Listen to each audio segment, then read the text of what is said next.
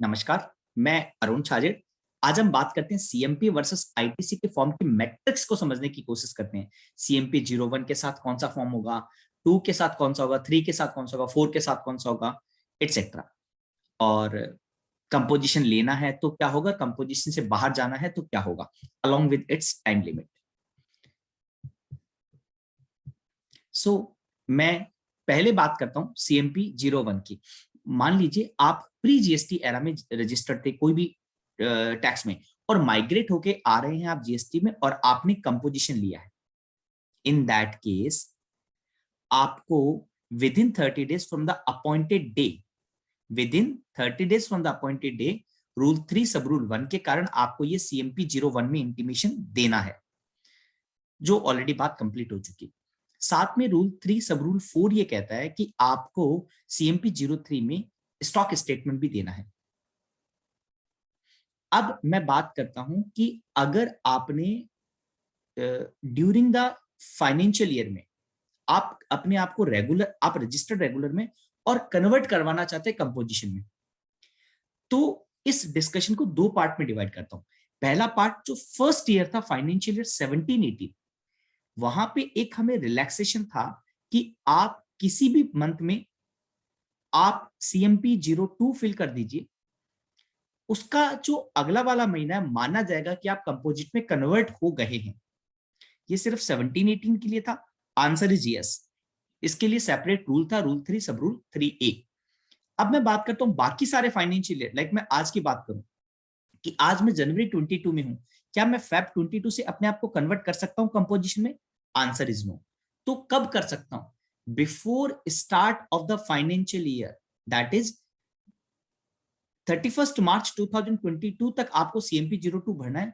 अगर आप ये भर देते हैं तो उसका जो अगला फाइनेंशियल ईयर है 22-23, उसमें माना जाएगा, उसमें आप कन्वर्ट हो जाएंगे under composition. It means you can not convert from regular to composition within the financial year. ये रिलैक्सेशन सिर्फ 17-18 में था, वाइड रूल 3 सब रूल 3A। और बाकी सभी फाइनेंशियल ईयर के लिए रूल 3 सब रूल 3 कहता है कि आपको सीएमपी 02 फाइल करना before start of the financial year, and next financial year that would be the effective date according to the rule 4 sub rule 1। अब मैं कहता हूं कि जब मैं रेगुलर में हूं और मैं कंपोजिशन में जा रहा हूं, तो जो मेरी इफेक्टिव डेट है उस दिन जो भी मेरा क्लोजिंग स्टॉक है उसके ऊपर मैंने आईटीसी ली होगी। और अब चूंकि मैं कंपोजिशन में जाऊंगा तो मैं टैक्स आइदर 1% और 5% और 6% में पे करूंगा, एंड उसके ऊपर मैंने, और मैं वो टैक्स कलेक्ट नहीं कर सकता, मुझे अपने पॉकेट से देना है, एंड मैं कोई आईटीसी क्लेम नहीं कर सकता। Am I right? So in that case whatever the stock is there, you have to reverse the input tax credit by submitting the ITC 03। आपको आईटीसी रिवर्स करनी पड़ेगी as required in the section 18 subsection 4, read with rule 44। I hope it is clear. तो अब मैं बात करता हूं, अभी हमने सीएमपी 01 एंट्री करने के लिए समझ लिया, सीएमपी 02 एंट्री करने के लिए समझ लिया। अब हम बात सीएमपी 03 रूल 18 रूल 3 सब रूल 4 मुझे रिक्वायरमेंट कहता है कि 90 दिन के अंदर आपको स्टेटमेंट देना है। अब मैं कहता हूं क्या कोई ऐसा सिचुएशन है जहां पे मैं इन हो रहा हूं कंपोजिशन में, पर मुझे कोई फॉर्म सबमिट नहीं करना सीएमपी का या आईटीसी का? Answer is yes. अगर आप नया रजिस्ट्रेशन लेते हैं जीएसटी में और at that time you are going under composition, आपको कोई भी सीएमपी फॉर्म सबमिट नहीं करना। ये रूल 3 सब रूल 2 कहता है कि you are not required to submit any form. And reason क्या है कि जो पार्ट बी है आरईजी 01, जो रजिस्ट्रेशन फॉर्म है पार्ट बी, वहां पे एक चेकबॉक्स है, ठीक है, उसको टिक करते हैं कि you are opting for composition. It means it will be serve the purpose of intimation to the department. So that is the reason there is no additional CMP form in that category. यहां तक बात close हुई। अभी हम ऊपर जो तीनों में बात कर रहे थे, 3 लाइन आइटम्स में जो बात कर रहे थे, वो सारा कंपोजिशन के ऑप्टिंग की बात कर रहे थे। अब मैं कंपोजिशन से आउट होने की बात कर रहा हूं, ऑप्ट आउट की बात कर रहा हूं। ऑप्ट आउट के लिए फॉर्म कौन सा है? CMP 04 as required by rule 6(2) और रूल 6 सब रूल 3। पहला कि 3 पोजीशन हो सकती है ऑप्ट आउट करने की, या तो मैं कंपोजिशन में था और कंपोजिशन की जो कंडीशंस है उसको मैं कंप्लाई नहीं कर रहा, I am violating any provision of the GST law with respect to section 10 और रूल 5 में जो कंडीशंस है। दूसरा, मैं खुद इंटेंशनली आउट होना चाहता हूं कि I like to convert my number from composition to regular.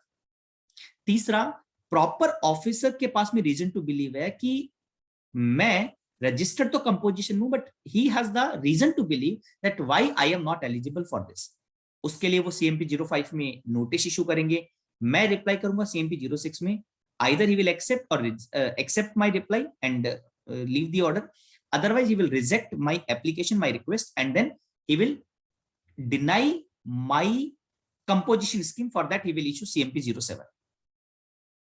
अब क्या हुआ, या तो मैंने खुद CMP 04 फाइल किया आउट होने के लिए, अगर मैं कोई कंप्लाई नहीं करता तो उस इवेंट होने के 7 दिन के अंदर मुझे CMP 04 फाइल करना है, रूल 6 सब रूल 2।